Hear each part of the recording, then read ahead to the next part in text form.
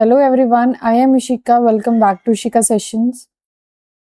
हम डिस्कस कर रहे थे अपने क्लास 10th का चैप्टर नंबर 5 अरिथमेटिक प्रोग्रेशन, जहाँ पे हमने समझा कि एपी क्या होती है। ठीक है, तो एपी बेसिकली क्या होती है? अ लिस्ट ऑफ नंबर्स जिसमें जो आपका सक्सीडिंग नंबर है वो कैसे ऑब्टेन्ड होता है? हमें प्रीसीडिंग नंबर में एक फिक्स्ड नंबर ऐड करके।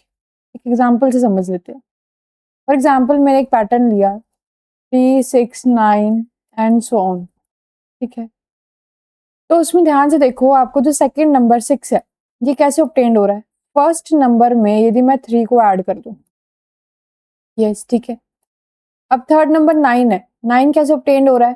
सेकंड नंबर में यदि हम 3 को ऐड कर दें, ठीक है, तो हो क्या रहा है कि सक्सीडिंग नंबर हमें ऑब्टेन्ड हो रहा है preceding number plus fixed number. ठीक है, succeeding number is equals to क्या है? प्रीसीडिंग नंबर में एक फिक्स नंबर ऐड ऑन हो रहा है, और इस फिक्स नंबर को हमने क्या बोला था? Common difference. क्या बोला था? कॉमन डिफरेंस, जिसको हमने स्मॉल डी से क्या किया था? डिनोट। ठीक है, तो फर्स्ट टर्म को हम ए से डिनोट करते हैं। ए इज बेसिकली फर्स्ट टर्म।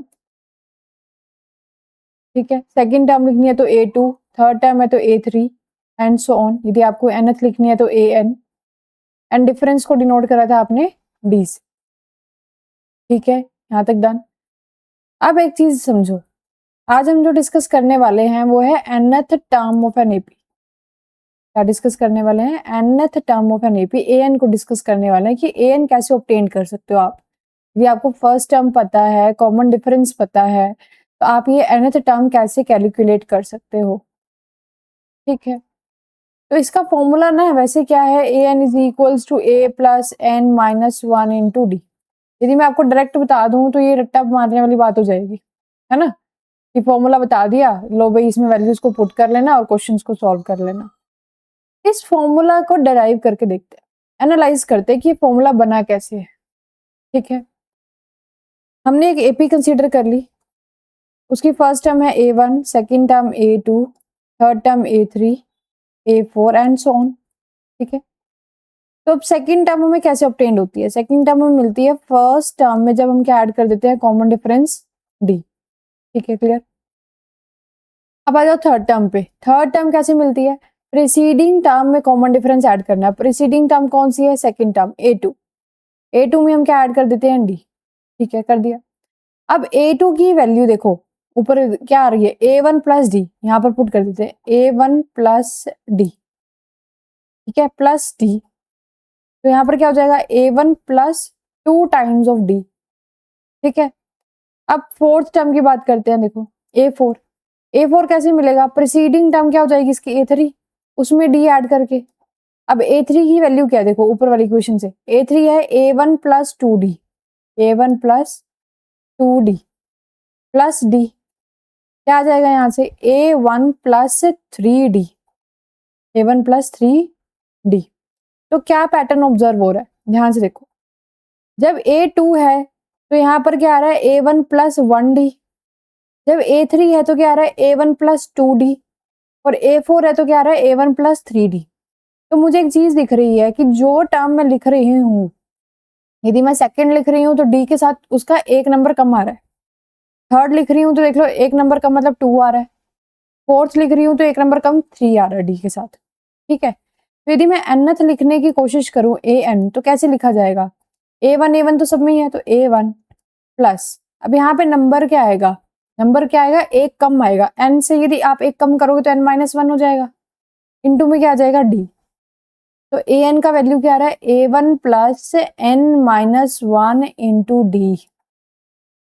ठीक है, बात कोई दिक्कत यहाँ तक पता लग गया? an nth टर्म क्या हो जाएगी आपकी? A1 plus n minus one into D. Okay, तो nth टर्म, अच्छा A1 फर्स्ट टर्म है, फर्स्ट टर्म को हम a से डिनोट करते हैं, तो A1 की जगह आप a लिख लो, तो a plus n minus one into D. ठीक है, अब यदि मैं आपको कोई AP दे दूं, आप वहां से अपने फर्स्ट टर्म और डी आपको यदि पता हो, और यदि मैं आपसे पूछ लूं कि 20th टर्म फाइंड आउट करके दो मेरे को, 17th टर्म फाइंड आउट करके दो, तो आप इजीली कैलकुलेट कर सकते हो।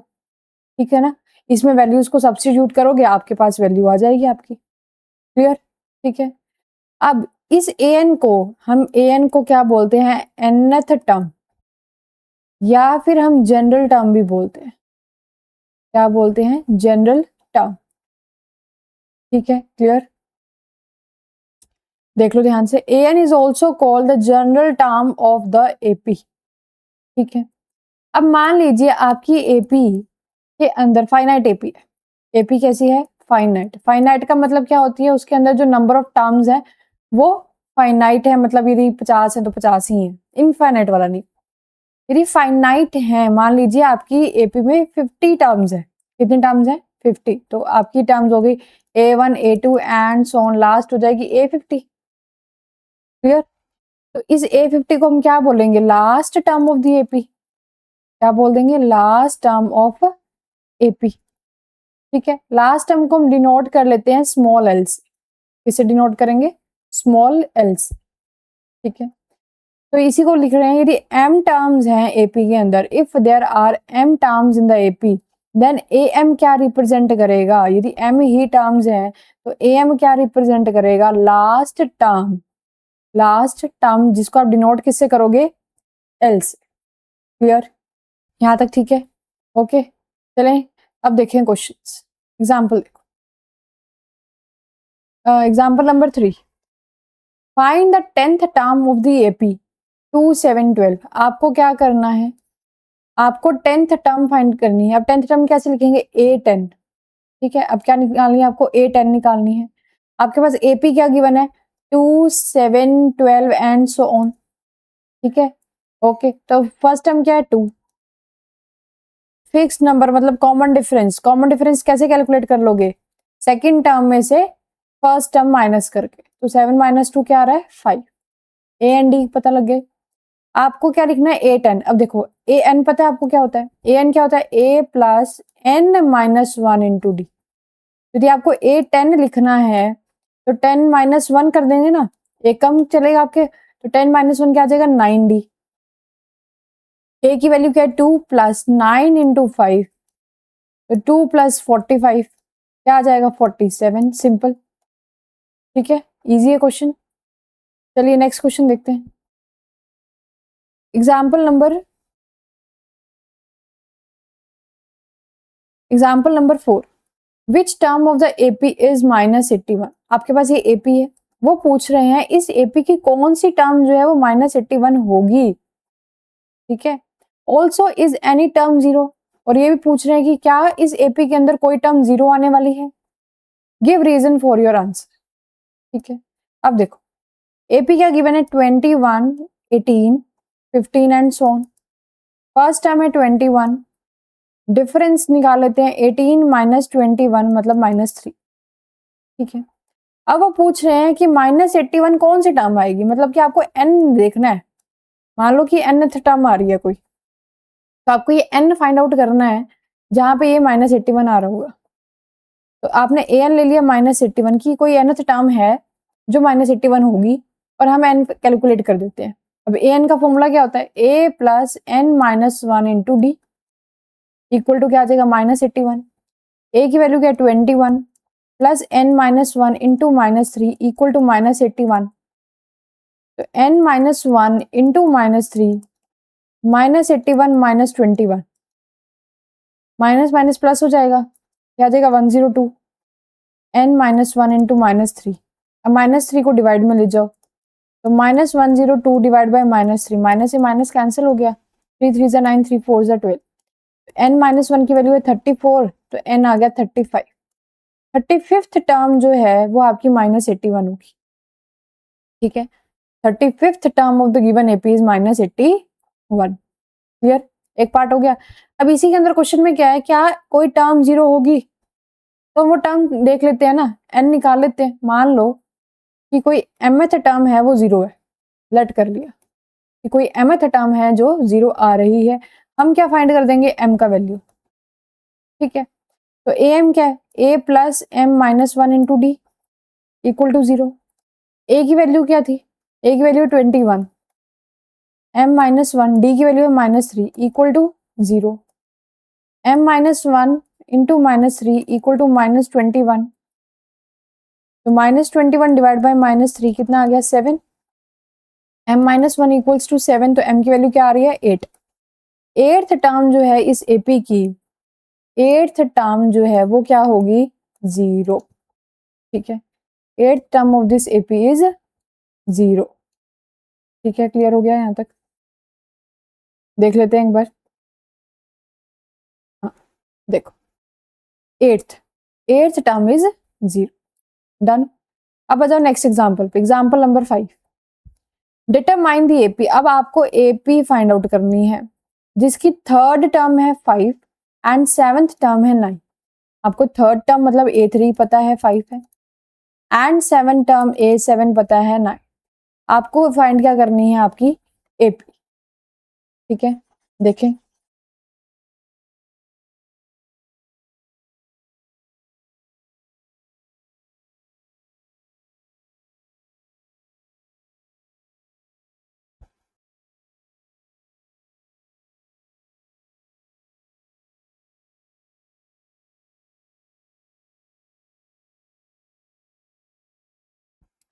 आपको थर्ड टर्म गिवन है 5 एंड सेवंथ टर्म क्या गिवन है 9। Example number 5। अब A3 कैसे लिखेंगे? देखो, यदि मेरे को A और D पता लग जाए, फर्स्ट टर्म पता लग जाए और डिफरेंस पता लग जाए, तो मेरी एपी फाइंड आउट हो जाएगी इजीली। यस, है ना? अब देखो A और D कैलकुलेट करते हैं। अब A3 कैसे फाइंड आउट करते हैं हम? A प्लस 3 में से 1 माइनस कर दो 2, तो A प्लस 2D। ठीक है, तो 5 इज इक्वल्स टू क्या आ गया A प्लस 2D होगी आपकी फर्स्ट इक्वेशन। ऐसे देखो A7 क्या होता है? A प्लस 7 में से 1 माइनस कर दो 6, A प्लस 60। तो 9 is equals to A plus 60, ये होगी आपकी सेकेंड इक्वेशन। अब दो इक्वेशंस हैं, दो वेरिएबल्स हैं।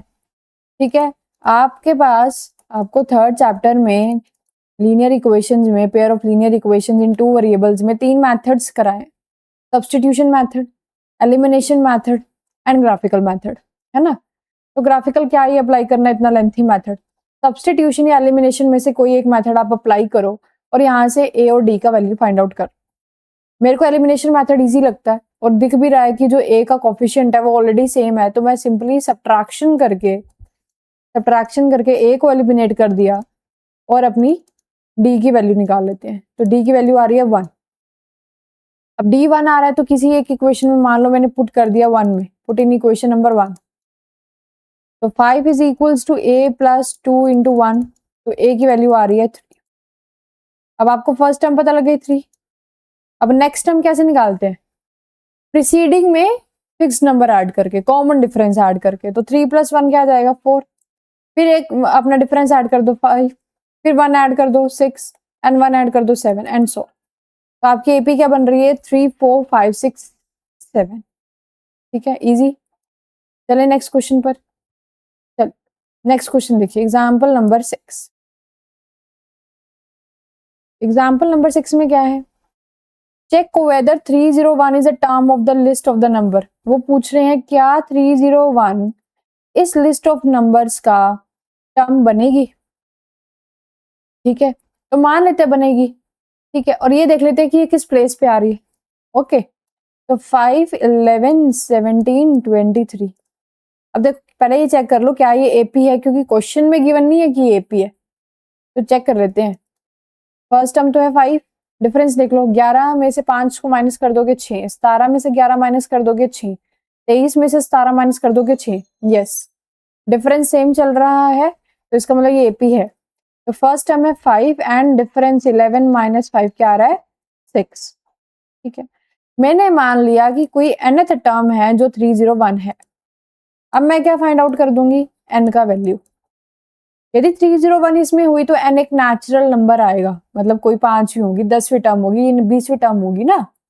ठीक है, यदि n फ्रैक्शन में आ गया, फ्रैक्शन में तो पॉसिबल नहीं है। Clear?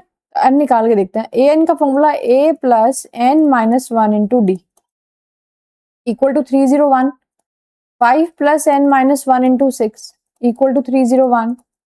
n minus 1 into 6 equal to 301 minus 5। क्या आ जाएगा यहाँ पर? 11 माइनस 5 कितना आ गया आपका 6, 296 डिवाइड बाय 6 कर देंगे।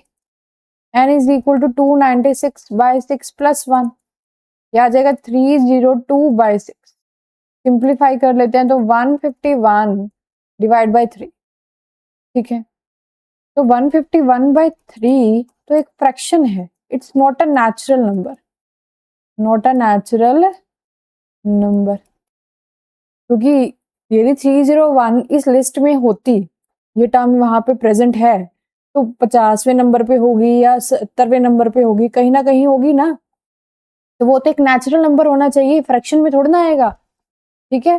तो n should be a positive integer but it is not, तो 301 is not a term in the given list of numbers, is not a term in the of the given list of number, ठीक है। Clear हो गया? चलिए next question पर चल देखिए। Next question, example number 7, how many 2 digit numbers are divisible by 3। आपसे पूछ रहा है कि 2 डिजिट नंबर, कितने 2 डिजिट नंबर है जो 3 से डिवाइड हो जाते हैं, कितने, how many 2 digit numbers are divisible by 3। अब फर्स्ट कौन सा नंबर होता है जो 2 डिजिट नंबर है जो 3 से डिवाइड हो जाता है? 12। 12 से पहले तो 9 आएगा, 9 तो 1 डिजिट नंबर है, देखो ना, 3 स्टार्ट 0, 3 6 9 देन 12, तो 12 से स्टार्टिंग हो रही है 2 डिजिट नंबर की, तो 12 आएगा, अगला क्या आ जाएगा 15, फिर क्या आ जाएगा 18 एंड सो ऑन। अब 2 डिजिट नंबर कहाँ पे खत्म हो जाते हैं? 99 पे, 99 पे, क्योंकि फिर 100 आएगा, 100 3 डिजिट नंबर हो जाएगा। अब ये देख लो कि यार 99 3 से डिविजिबल है, यस है, तो लास्ट टर्म आपकी आ गई 99, ठीक है, कोई दिक्कत। अब आपको ये देखना है ये काउंटिंग में कितने हैं, 12 15 18 एंड सो 99 है, ये कितनी टर्म्स है, 10 टर्म्स है या 15 टर्म्स है, कितनी है ये फाइंड आउट करनी है आपको। तो आपको n निकालना है, क्या निकालना है? n। फर्स्ट टर्म क्या है आपकी 12, डिफरेंस क्या है 15 माइनस 12 मतलब कि 3, एंड द लास्ट टर्म जो है nth टर्म वो है आपकी 99, ठीक है। अब an का formula a plus n minus 1 into D equal to 99, 12 plus n minus 1 into 3 equal to 99, n minus 1 into 3 is equals to 99 minus 12, ये आ जाएगा आपका 87, फिर 3 से आप कर दो, डिवाइड कर दो 29, n इक्वल्स टू आ जाएगा 29 प्लस 1 इक्वल टू 30। मतलब ये काउंटिंग में 30 टर्म्स हैं, 2 डिजिट वाली 30 टर्म्स हैं जो 3 से डिविजिबल हो जाती हैं, ठीक है। चलिए नेक्स्ट क्वेश्चन पर, example number 8, find the 11th term from the last term of the AP. इस एपी की आपको 11th टर्म निकालनी है, पर पीछे से निकालनी है, लास्ट से निकालनी है, ठीक है। एपी क्या है? 10 7 4। Example number 8, 10 7 4 and so on, ये आपके पास एपी है, लास्ट टर्म है इस एपी की -62। आपको फाइंड आउट क्या करनी है? अपनी 11th term from the last. अब पीछे से 11th मेरे को क्या पता आगे से कितनी नंबर पे आने वाली है, मैं क्या करती हूँ अपनी एपी को रिवर्स मार देती हूँ, मेरे को नहीं करना कि मैं पीछे से फाइंड आउट करूँ, ठीक है ना। हम क्या करते हैं, एपी को रिवर्स कर देते हैं, अपनी जो लास्ट टर्म है उसको फर्स्ट टर्म बना देते हैं, और जो फर्स्ट टर्म है उसको लास्ट बना देते हैं, तो वो लास्ट वाला चक्कर ही खत्म हो जाएगा ना कि पीछे से निकालो 11वीं टर्म, हम एपी को ही क्या कर दिया, रिवर्स कर दिया, ठीक है। तो जब भी ऐसा कोई क्वेश्चन आए कि लास्ट से आपको निकालना है, तो आपके दिमाग में आना चाहिए कि आपको अपनी एपी को रिवर्स कर देना है, ठीक है। अब फर्स्ट टर्म क्या है? -62, ठीक है ना, 10 नहीं होगी, एपी आपने रिवर्स कर दी है। अब डिफरेंस निकाल लो, डिफरेंस मैं यहां से निकाल लेती हूँ, 10 माइनस 7, 10 माइनस 7 मतलब 3, डिफरेंस कितना है 3। अब आपको क्या निकालनी है? 11th टर्म निकालनी है, तो A11 कैसे निकालोगे? A प्लस 10D, तो -62 प्लस 10 इंटू 3, तो -62 प्लस 30 क्या आ जाएगा? -32, क्या आ रहा है? -32, सिंपल, ठीक है, क्लियर। तो ये तरीका बहुत बेस्ट है कि लास्ट वाला जब भी आपके पास क्वेश्चन आता है तो आप एपी को क्या करो, रिवर्स कर दो, जो आपकी लास्ट टर्म है वो आपकी क्या बन जाएगी? फर्स्ट टर्म बन जाएगी, ठीक है, डन, ओके। चलिए नेक्स्ट क्वेश्चन पर देखते हैं। नेक्स्ट क्वेश्चन है example number 9. A sum of rupees 1000 is invested at 8% simple interest per year. Calculate the interest at the end of each year. Do these interest form an AP? If so, find the interest at the end of 30 years making use of this fact. अब 1000 रुपए हमने invest करे हैं simple interest SI में पे, वो भी 8% का रेट है. आपने इंटरेस्ट कैलकुलेट करना है eight the end of each year. ठीक है, जो इंटरेस्ट आएंगे, जो आपकी टर्म्स आएंगी, क्या वो एपी बना रही है? पहले तो आपको ये चेक करना है. यदि हैं तो क्या वो आपको फाइंड आउट क्या करना है फिर, interest eight the end of 30 years, 30 साल के जो है इंटरेस्ट कितना हो जाएगा. अब देखो, प्रिंसिपल है 1000 रुपीज, रेट क्या है 8%. अब after 1 year, eight the end of 1 year, eight the end of 1 year, 1 साल बाद आपका सिंपल इंटरेस्ट कितना आएगा? फॉर्मूला क्या होता था? P into R into T by 100, 1000 into 8 into 1 by 100, क्या आ रहा है 80. ऐसे ही आप at the end of second year निकाल लो, तो सेकेंड ईयर में क्या आ जाएगा? P into R into T by 100. Formula same रहने वाला है, टाइम अब 2 साल हो गया, तो 1000 इंटू 80 इंटू 2 बाई 100, यहाँ से आ जाएगा 160. ठीक है, क्या आ जाएगा? 160. Similarly at the end of third year निकाल लो. ठीक है, वहां से आ जाएगा 240. ठीक है, तो आपके पास नंबर क्या आ रहे हैं? 80, 160, 240 एंड सो ऑन. अब देखो डिफरेंस यदि मैं देखूं तो 80 का डिफरेंस चल रहा है, तो यस एपी तो ये है. अब यदि एपी है तो आपको 30 साल बाद देखना है. अब मैं ऐसे कैलकुलेट करने लग गई 3 साल बाद, 4 साल बाद, 5 साल बाद. ठीक है ना, करने का तरीका तो ये भी हो सकता है कि 1000 इंटू 80 नहीं sorry 8,000 into 8 into 30 divide by 100 eight the end of 30 year से तो निकालना है.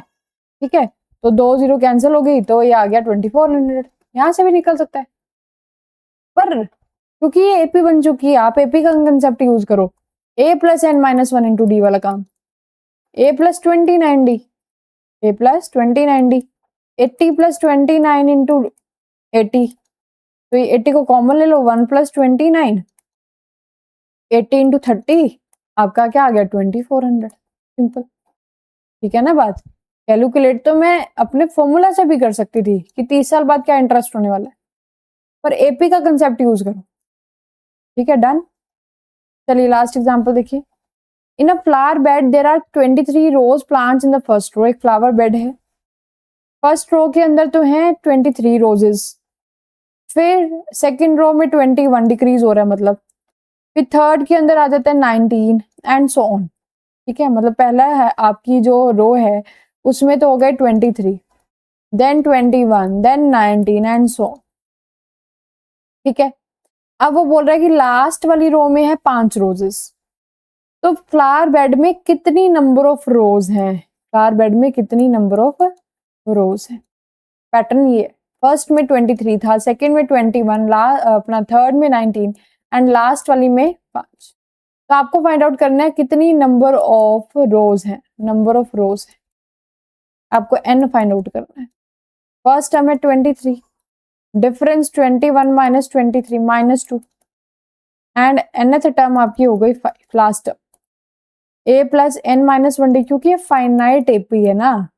ठीक है, तो a की वैल्यू है 23 plus n minus 1 minus 2 equal to 5, n minus 1 minus 2 is equals to minus 18, n minus 1 is equals to 9, तो यहाँ से आ रहा है n इक्वल्स टू 10. तो हमारे फ्लावर बेड में कितनी नंबर ऑफ रोज हैं? 10 रोज. कितनी रोज हैं? 10. तो आई होप कि ये कंसेप्ट आपको आज क्लियर हो गया हो, nth term of the AP, और एक सारे एग्जांपल्स भी समझ आ गए हैं. कल के सेशन में हम डिस्कस करने वाले हैं अपनी एक्सरसाइज 5.2 को. आज के लिए इतना ही. Thank you very much.